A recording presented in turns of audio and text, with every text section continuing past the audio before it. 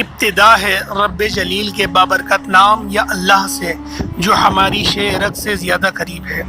میرے بھائیوں، جمعۃ المبارک کا مبارک دن ہمارے درمیان آ گیا ہے۔ آج ہم لوگوں نے اللہ پاک کے یہ دو صفاتی نام پڑھنے ہیں۔ ایک اللہ پاک کا ذاتی نام ہے اور ایک اللہ پاک کا صفاتی نام ہے۔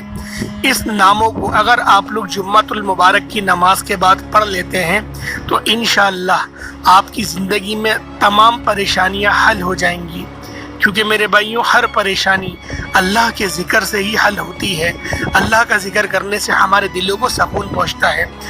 تو لہٰذا آج کی اس ویڈیو کو آخر تک ضرور دیکھیے گا، اور اگر آپ کو اس عمل کی خاص اجازت چاہیے تو آپ لوگوں نے ویڈیو لازمی پوری دیکھنی ہے، ویڈیو کو لائک کرنا ہے اور کمنٹ سیکشن کے اندر اپنا نام لازمی لکھ دینا ہے۔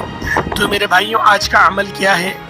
یا شکورو، یہ اللہ پاک کا صفاتی نام ہے اور اللہ پاک کا ذاتی نام یا اللہ۔ اس کو آپ نے کس طرح سے پڑھنا ہے، کس ترتیب کے ساتھ پڑھنا ہے، انشاءاللہ اس ویڈیو میں آپ کو مکمل بتایا جائے گا۔ اگر آپ لوگ طرح کی پریشانیوں کے اندر گرفتار ہیں، جیسے کہ بجلی کے بل بھرنے ہیں، مکان کا کرایہ دینا ہے، اس کے علاوہ بچوں کو اچھے ڈاکٹروں سے علاج کروانے کے آپ کے پاس پیسے نہیں ہیں، اس کے علاوہ بچوں کی فیسیں ادا کرنی ہے، بے پناہ کے مسئلے ہیں، اگر آپ لوگ ان سارے مسئلوں کا مکمل حل چاہتے ہیں تو آپ لوگوں نے اپنی زندگی نبی پاک کے مطابق گزارنی ہوگی۔ ہمارے نبی پاک کس طرح سے نماز پڑھا کرتے تھے، ہمارے نبی پاک کس طرح سے چلا کرتے تھے، کس طرح سے گفتگو فرماتے تھے، کس طرح سے کھانا کھاتے تھے اور کس اخلاق کے ساتھ باتیں کیا کرتے تھے، تجارت کن اصولوں کے عین مطابق کیا کرتے تھے۔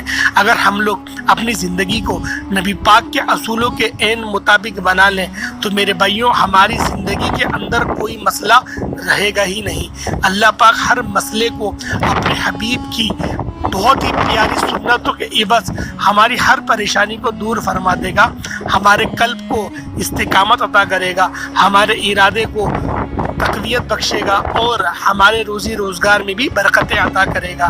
تو لہٰذا آپ لوگوں نے اپنی زندگی کو زیادہ سے زیادہ نبی پاک کے اصولوں کے عین مطابق گزارنا ہے۔ یوں تو امتیوں کو چاہیے ہی کہ اپنے نبی کے تمام طریقہ کار کو، ہر اسوہ حسنہ کو اپنی زندگی کا معمول بنا لیں۔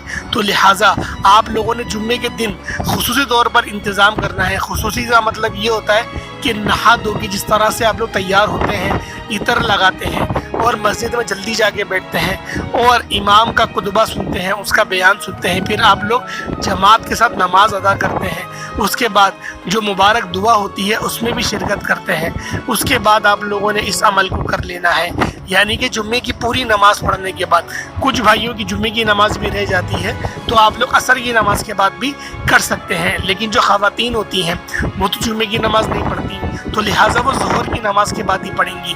لیکن اس چیز میں ہرگز بھی اپنا دل ہلکا نہیں کریے گا کہ جمعے کی نماز کے بعد ہی کرنا افضل ہے۔ بے شک افضل ہے، لیکن جمعے کے دن کرنا افضل ہے، تو لہٰذا یہ دن آپ کو بھی نصیب ہے۔ آپ ظہر کی نماز، جیسا کہ نبی پاک نے حکم ارشاد فرمایا، اللہ پاک نے ان کو حکم دیا جو انہوں نے ہم تک پہنچایا کہ عورتوں کے لیے جمعے کی نماز نہیں ظہر کی نماز ہے، تو لہٰذا ظہر کی نماز آپ لوگوں نے پڑھنے کے بعد پھر آپ لوگوں نے اس عمل کو خصوصی طور پر ڈوب کر اللہ پاک کا ذکر کرنا ہے۔ اور آپ لوگ جتنا ذکر اللہ پاک کا کریں گے، جتنا شکر ادا کریں گے، اللہ پاک آپ کے رزق کو اتنی وسعت دے گا، اتنا ہی آپ کے روزی روزگار کے معاملات کو بڑھا دے گا۔ لیکن آپ لوگوں نے دعا ایک اچھے انداز میں مانگنی ہے۔ بہت سارے لوگ ایسے ہوتے ہیں وہ دعا میں کوتاہی کر جاتے ہیں، وہ دعا صحیح انداز میں نہیں مانگتے، تو لہٰذا آپ لوگوں نے دعا بھی اچھے انداز میں مانگ لینی ہے۔ عمل کیا ہے؟ سب سے پہلے آپ لوگ 21 مرتبہ اعوذ باللہ اور بسم اللہ پڑھیں گے۔ اعوذ باللہ من الشیطان الرجیم، بسم اللہ الرحمن الرحیم، یہ ایک بار ہوا، اس طرح سے 21 مرتبہ آپ لوگ پڑھ لیں گے۔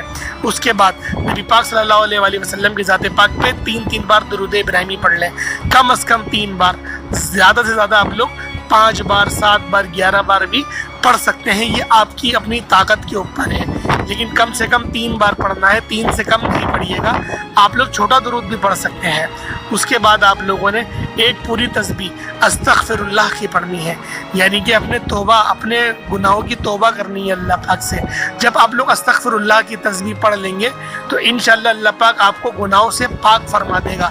تو جب آپ لوگ گناہ سے پاک ہو جائیں گے اور اللہ پاک کی رحمتیں بھی آپ پر نازل ہونا شروع ہو جائیں گی۔ دیکھیے جب اعوذ باللہ اور بسم اللہ پڑھتے ہیں نا تو اس سے یہ ہوتا ہے شیطان کے وسوسے اور شیطان کے شر سے آپ کی حفاظت ہوتی ہے۔ اس کے بعد جب آپ لوگ درود پاک پڑھتے ہیں تو اللہ پاک کی خاص رحمتیں آپ پر نازل ہونے لگتی ہیں۔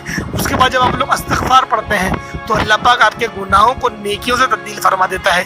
تو جب آپ لوگ اس حال میں ذکر کریں گے اللہ پاک کا تو خود سوچیں کہ آپ کی جو کامیابی ہے وہ پھر کیسی ہوگی۔ اس کے بعد آپ لوگوں نے اللہ پاک کا ذاتی نام اور اللہ پاک کا صفاتی نام یہ آپ لوگوں نے پڑھنا ہے، لیکن اس سے پہلے ایک مرتبہ ہی سورۃ الکوثر پڑھ لیں اور ایک مرتبہ ہی سورۃ الاخلاص پڑھ لیں۔ سورۃ الکوثر کون سی؟ انا اعطیناک الکوثر فصل لربک وانحر ان شانئک هو الابتر، صرف ایک بار پڑھ لیں۔ اور قل هو اللہ احد اللہ الصمد لم یلد ولم یولد ولم یکن لہ کفوا احد، اس کو بھی ایک ہی مرتبہ پڑھ لیں۔ اس کے بعد کثرت سے آپ لوگوں نے اللہ پاک کے یہ 2 صفاتی نام یا اللہ یا شکور، یا اللہ یا شکور، یا اللہ یا شکور، اس کو آپ لوگوں نے پڑھنا ہے۔ کثرت سے مراد 313 ہے، تو لہٰذا 313 سے کم نہیں پڑھیے گا، 313 سے زیادہ ہی بار پڑھیے گا۔ اس کے بعد دوبارہ آپ لوگ درود ابراہیمی پڑھ لیں۔ درود ابراہیمی پڑھنے کے بعد اللہ کے حضور آپ لوگ ہاتھ اٹھائیں اور پھر آپ لوگ دعا مانگیں، یا ارحم الراحمین میری ہر پریشانی کو دور کر دے، میرے ہر مقصد میں مجھے کامیابی عطا کر، میری روزی روزگار میں، میرے کاروبار کے معاملات میں بے شمار کی برکتیں وسعتیں عطا فرما۔ اس طریقے سے آپ لوگ ایک اچھے انداز میں، ایک اچھے طریقے سے ڈوب کے دعا مانگیں۔ کوشش کریں 10-20 روپے کا صدقہ بھی دے دیا کریں۔ دیکھیں تھوڑا بہت صدقہ دینے سے کچھ نہیں ہوتا، اللہ پاک آپ کی روزی روزگار میں برکتیں ہی عطا کرتا ہے۔ تو لہٰذا اللہ پاک کا حلال رزق جو آپ تک پہنچا اس حلال رزق میں سے اللہ کی راہ میں لازمی خرچ کرا کریں۔ اللہ پاک مجھے بھی خرچ کرنے والا بنائے، آپ کو بھی خرچ کرنے والا بنائے، اور آپ لوگ مجھے بھی دعاؤں میں یاد رکھیے گا۔